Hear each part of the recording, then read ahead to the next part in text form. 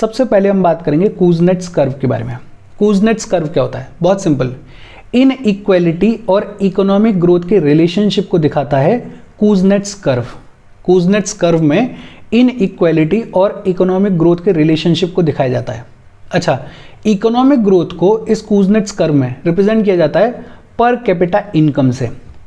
और per capita income क्या होती है? एवरेज इनकम पर पर्सन। एवरेज इनकम को बुलाया जाता है पर कैपिटा इनकम। अगर सिंपल लैंग्वेज में बोलें तो मान लेते हैं कि मेरे शहर की पर कैपिटा इनकम निकालनी है, तो बहुत सिंपल सा फॉर्मूला है, मेरे शहर की जितनी भी टोटल इनकम है उस इनकम को डिवाइड कर दिया जाए मेरे शहर की पॉपुलेशन से, तो जो एवरेज इनकम आएगी वो मेरे शहर की पर कैपिटा इनकम होगी। ऐसे ही हम किसी भी नेशन के लिए, किसी भी रीजन के लिए पर कैपिटा इनकम को निकाल सकते हैं। ये जो कूजनेट्स कर्व है ये इकोनॉमिक ग्रोथ और इन इक्वालिटी के बीच में जो रिलेशनशिप है उसको दिखाता है। और कूजनेट्स कर्व जो है वो इन्वर्टेड यू के फॉर्म में बनता है। और क्या बताता है ये कूजनेट्स कर्व? ये कहता है कि जैसे जैसे कोई इकोनॉमी डेवलप करने की शुरुआत करती है, आगे बढ़ने की शुरुआत करती है, तो एक तरफ तो इकोनॉमिक ग्रोथ हो रही होती है लेकिन दूसरी तरफ इन इक्वालिटीज़ भी बढ़ रही होती हैं। जैसे जैसे कोई इकोनॉमी डेवलप करने की शुरुआत करती है, अपने इनिशियल फेज में होती है, तो एक तरफ तो इकोनॉमिक ग्रोथ हो रही होती है लेकिन दूसरी तरफ इन इक्वालिटी भी बढ़ रही होती है। और ऐसा क्यों होता है? बिकॉज अपने इनिशियल फेज में ये जितनी भी इकोनॉमिक ग्रोथ हो रही है इसको लीड कर रही होती हैं कुछ इंडस्ट्रीज़, इसको लीड कर रही होती हैं कुछ कॉरपोरेशंस। मतलब ये जो इकोनॉमिक ग्रोथ है ये कॉन्संट्रेटेड है कुछ इंडस्ट्रीज़ के हाथ में, कुछ कॉरपोरेशंस के हाथ में। पूरे देश में सभी के लिए बराबर की ग्रोथ नहीं हो रही है। कुछ लोग अमीर होते जा रहे हैं और कुछ लोग गरीब के गरीब रह रहे हैं। तो इन इक्वालिटी बढ़ती है जब कोई इकोनॉमी अपने इनिशियल फेज में डेवलप करने की शुरुआत करती है। लेकिन डेवलप करते करते एक पॉइंट ऐसा आता है जिसको बोला जाता है टर्निंग पॉइंट। और इस टर्निंग पॉइंट के बाद इकोनॉमी तो ग्रो करती रहेगी, इकोनॉमी तो बढ़ती रहेगी, लेकिन इन इक्वालिटीज़ रिड्यूस होने लग जाएंगी, इन इक्वालिटीज़ कम होने लग जाएंगी। मतलब अपने इनिशियल फेज में इकोनॉमिक ग्रोथ के साथ साथ इन इक्वालिटी भी बढ़ती है, लेकिन अपने लेटर फेज में इकोनॉमिक ग्रोथ तो हो रही होती है लेकिन इन इक्वालिटीज़ रिड्यूस होने लग जाती हैं। और ये जो लेटर फेज में इन इक्वालिटीज़ रिड्यूस हो रही हैं इसके पीछे दो रीजंस होते हैं। एक तो गवर्नमेंट की पॉलिसीज़। भाई इकोनॉमिक डेवलपमेंट हो चुका है, सफिशिएंट डेवलपमेंट हो चुका है, तो सरकार मजबूत हो गई है, सरकार के पास में पैसा है। अब सरकार ध्यान देती है वेलफेयर की तरफ। अब सरकार ध्यान देती है कि कंट्री में जो भी पिछड़े हुए लोग हैं उनको आगे लाने के लिए चीज़ें की जाएं।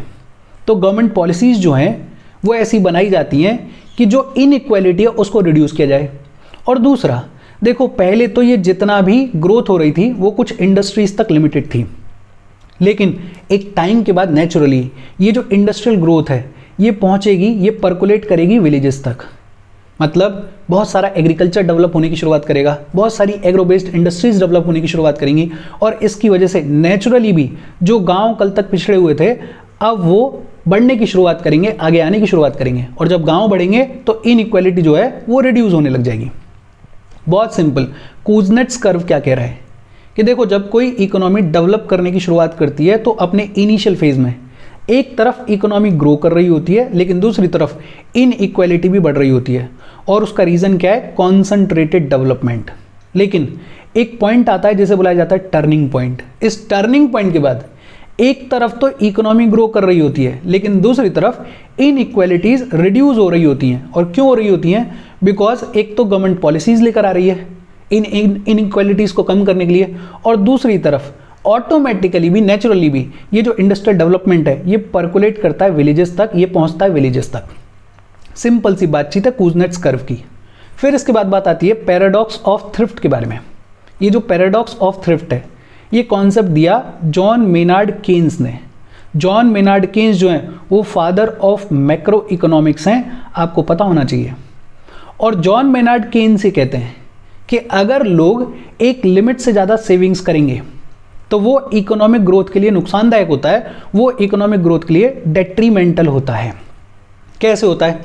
अगर बहुत सिंपल तौर पे इकोनॉमी को देखें तो इकोनॉमी में क्या होता है कि कुछ हाउस होल्ड्स होते हैं और कुछ होती हैं फर्म्स, कुछ होती हैं इंडस्ट्रीज। बहुत सिंपल तौर पे देख रहे हैं ये जो हाउस होल्ड्स हैं ये फर्म्स को प्रोवाइड करते हैं लैंड, लेबर, कैपिटल, एंटरप्रेन्योरशिप, और इसके बदले में ये जो फर्म्स हैं वो हाउस होल्ड्स को प्रोवाइड करती हैं रेंट, प्रॉफिट, इंटरेस्ट, वेजेस या फिर सैलरीज।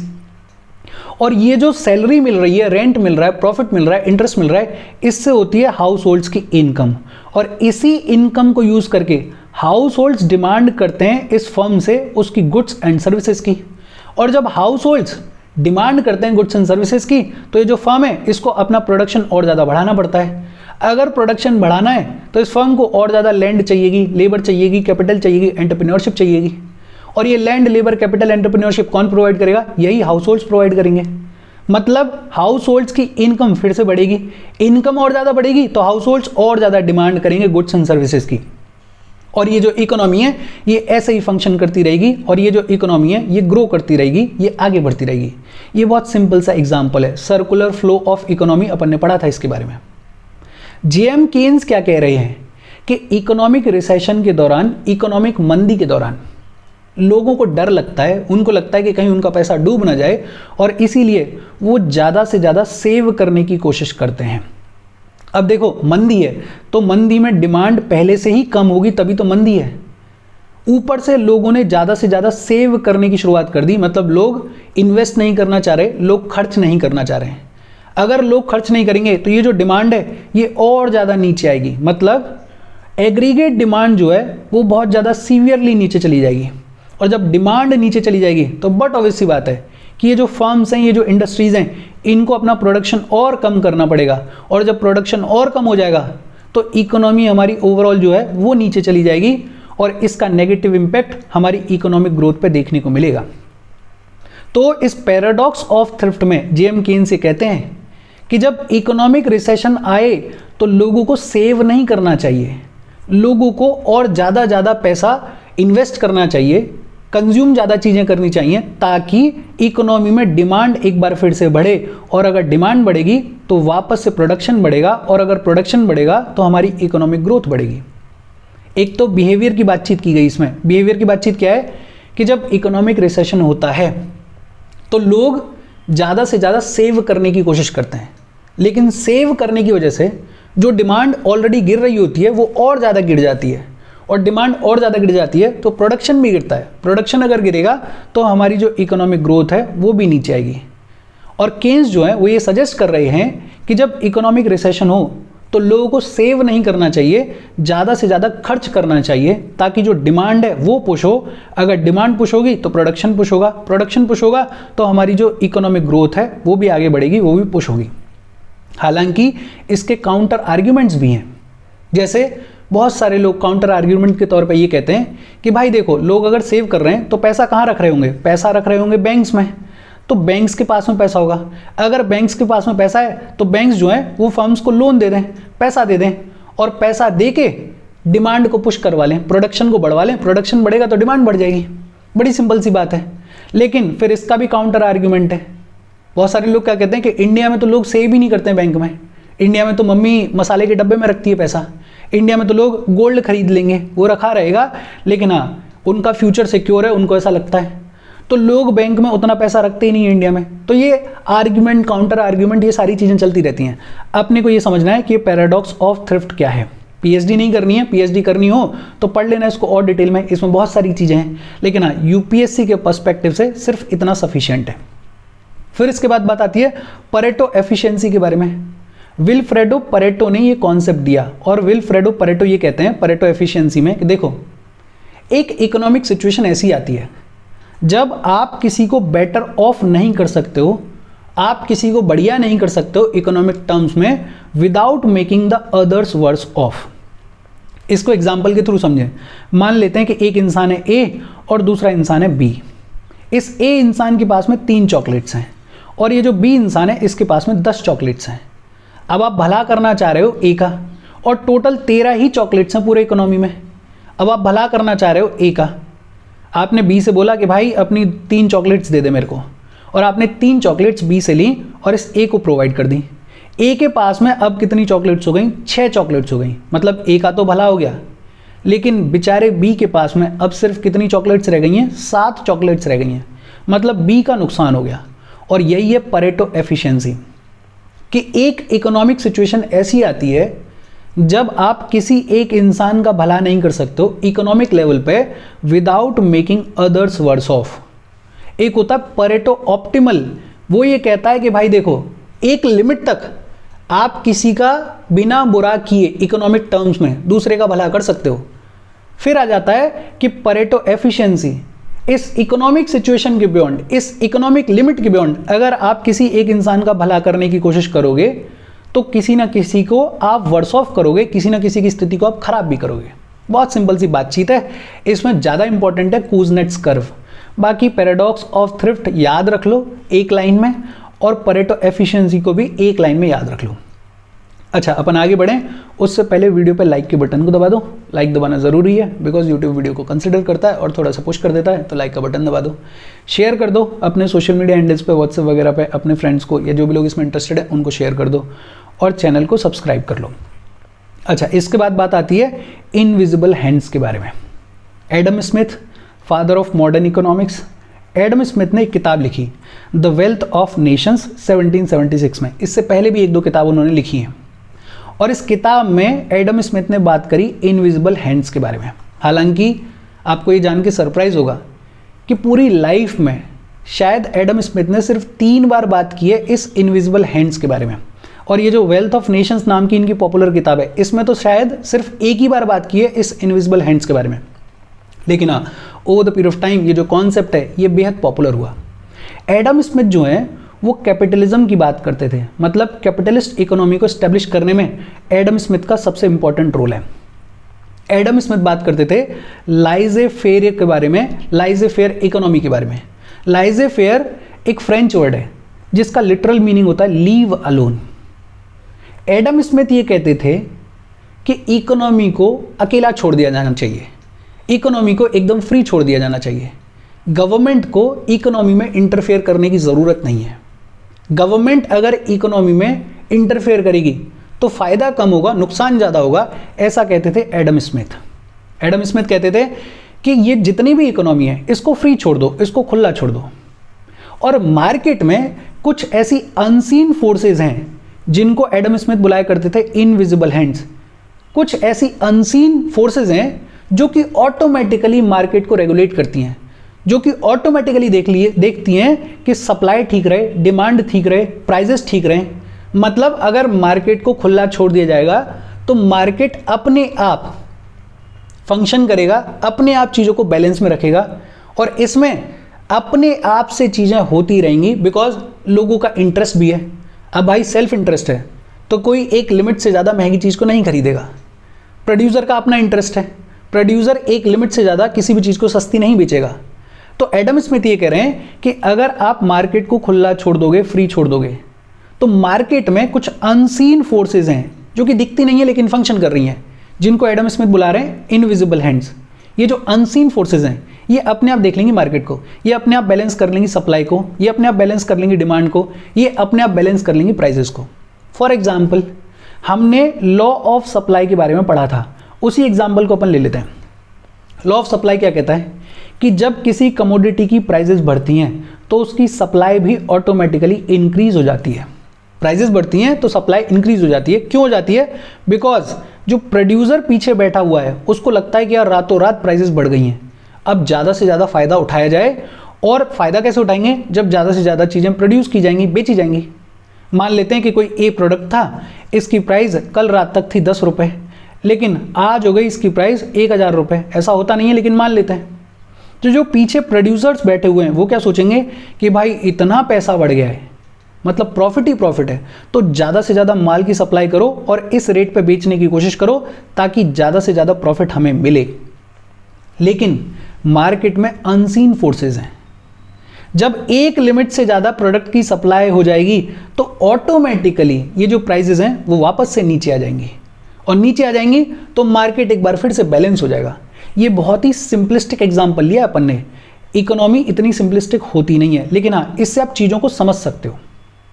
बेसिकली एडम स्मिथ ये कह रहे हैं कि सरकार को इंटरफेयर नहीं करना चाहिए, सरकार को इकोनॉमी को फ्री छोड़ देना चाहिए, और इकोनॉमी में खुद ब खुद कुछ ऐसी अनसीन फोर्सेस ऑपरेट कर रही होती हैं जो कि सप्लाई को, डिमांड को, प्राइजेस को, हर चीज़ को बैलेंस आउट करती रहती हैं खुद ब खुद, और इसी को बुलाया जाता है इनविजिबल हैंड्स। अच्छा, टैक्सेशन के 4 कैनन्स के बारे में, 4 फंडामेंटल्स के बारे में बात करते हैं एडम स्मिथ कि किसी भी कंट्री का टैक्सेशन सिस्टम कैसा होना चाहिए। एक तो इक्वलिटी पे बेस्ड होना चाहिए, भाई किसी के साथ में कोई इनजस्टिस नहीं होना चाहिए, सबके लिए इक्वलिटी के हिसाब से। अगर कोई गरीब आदमी है तो उससे बहुत ज़्यादा टैक्स ना लो, कोई बहुत अमीर आदमी है तो उसको बहुत ज़्यादा चूसो ना। इक्वलिटी के बेसिस पर टैक्सेशन सिस्टम होना चाहिए। दूसरा, सर्टेनिटी के बेसिस पर टैक्सेशन सिस्टम होना चाहिए। लोगों को डर नहीं होना चाहिए कि अगले साल पता नहीं, आज ले रहे हैं 5% टैक्स, अगले साल हो सकता है 50% ले लें। तो सर्टेनिटी भी होनी चाहिए, कन्वीनियंस भी होना चाहिए टैक्सेशन के सिस्टम में। लोगों को समझ में ही नहीं आ रहा कि ये टैक्सेशन सिस्टम कैसे फंक्शन करता है, तो ऑब्वियस सी बात है कि लोग उसमें पार्टिसिपेट नहीं करेंगे। ऑब्वियस सी बात है कि उसमें घपले होने की संभावना ज़्यादा होंगी, तो कन्वीनियंस भी होना चाहिए। तीसरा, इकोनॉमिक भी होना चाहिए। इकोनॉमिक इन द सेंस कि आप लोगों से बहुत ज़्यादा चूसो भी ना, लेकिन इतना कम भी मत लो कि सरकार घाटे में चले जाए, तो इकोनॉमिक भी होना चाहिए। हालांकि ये जो टैक्सेशन के 4 कैनन्स हैं, इनके बारे में बात की एडम स्मिथ ने। अब इस पर और बहुत सारी बातचीत होती है, अब तो और बहुत सारे इकोनॉमिस्ट ने और बहुत सारे कैनन्स के बारे में बातचीत की है, और बहुत सारे फंडामेंटल्स के बारे में बातचीत की है जो कि टैक्सेशन में फॉलो किए जाने चाहिए या किए जाते हैं। लेकिन हाँ, एडम स्मिथ बात करते थे 4 कैनन्स ऑफ टैक्सेशन के बारे में। कौन कौन से? Equality, certainty, convenience, economy. अच्छा, इस पर पीएचडी मत करना, बहुत सिंपल तौर पे इन 3-4 डेफिनेशंस को याद रखो, बाकी बातचीत को ख़त्म करो। अच्छा, ये जो चैप्टर 1 है नितिन सिंघानिया का, बेसिक की कॉन्सेप्ट्स, ये पूरी तरीके से ख़त्म हो गया। पिछले अगर कुछ दौर में देखें तो इस पूरे चैप्टर में से सिर्फ 2 क्वेश्चंस पूछे गए। एक सवाल आया 2021 में और एक सवाल आया 2018 में। 2021 वाला क्वेश्चन तो बेहद ईजी है। क्या कहा जा रहा है? Other things remaining unchanged, market demand for a good might increase if, पहला स्टेटमेंट क्या है? Price of it's substitute increase. अगर सब्सटीट्यूट की प्राइस इंक्रीज होगी तो क्या गुड की डिमांड भी इंक्रीज होगी? ये अपन ने पढ़ा हुआ है। अगर कॉफ़ी के प्राइजेस रातों रात इंक्रीज हो जाते हैं तो टी की डिमांड भी ऑटोमेटिकली इंक्रीज हो जाती है। यही रिलेशनशिप है सब्सटीट्यूट गुड्स के बीच में। तो ये स्टेटमेंट तो ठीक है, पहला वाला ठीक है, इसमें कोई दिक्कत वाली बात है ही नहीं। दूसरा स्टेटमेंट क्या है? Price of its complement increases. अगर कॉम्प्लीमेंट्री गुड की प्राइस इंक्रीज होती है तो क्या दूसरे वाले गुड की डिमांड भी इंक्रीज होगी? ऐसा होता नहीं है, अपन ने पढ़ा हुआ है। अगर पेट्रोल के प्राइसेस इंक्रीज होते हैं तो बाइक की डिमांड नीचे आती है। तो ये जो दूसरा वाला स्टेटमेंट है ये गलत है, और दूसरे वाले स्टेटमेंट वाले ऑप्शंस बी है और डी है, तो ये तो हट गए। मतलब पहला और चौथा तो सही है ही है। तीसरा देख लेते हैं, good is inferior good and income of consumer increases. ये भी अपन ने पढ़ा हुआ है। अगर कंज्यूमर की इनकम इंक्रीज होती है तो वो इंफीरियर गुड को यूज करना कम करता है, इंफीरियर गुड की डिमांड घटती है। कैसे? इसका सबसे बड़ी एग्जांपल है केरोसिन। कोई गरीब परिवार है वो केरोसिन को यूज करता है, लेकिन अगर उसकी इनकम बढ़ने लग जाए तो वो केरोसिन की डिमांड को कम कर देता है। और यहाँ पे बात हो रही है डिमांड के इंक्रीज होने के बारे में। मतलब ये जो तीसरा स्टेटमेंट है ये भी गलत है। तो अपना कौन सा ऑप्शन सही हो गया? ए ऑप्शन सही हो गया। ये जो 2018 में क्वेश्चन आया ये इंटरेस्टिंग है। ये क्या कह रहा है? If a commodity is provided free to public by the government then opportunity cost is zero, opportunity cost is ignored, opportunity cost is transferred from consumers of product to tax paying public, opportunity cost is transferred from consumers of product to government. पहले तो opportunity cost क्या होती है ये अपन ने पढ़ा हुआ है, अपन जानते हैं। The cost of choosing one option over the other is known as opportunity cost. और इसका आंसर क्या होगा ये प्लीज़ आप मुझे बताओ कमेंट सेक्शन में।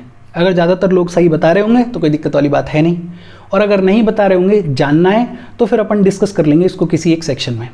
इसको कोशिश ये करना कि बिना सर्च किए गूगल वगैरह जो अपन ने पढ़ा है अपॉर्चुनिटी कॉस्ट के बारे में उससे दिमाग लगाओ और आंसर करने की कोशिश करो।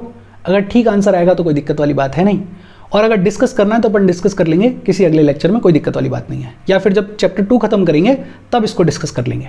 कोई डाउट हो कमेंट करके पूछ लेना। Thank you very much.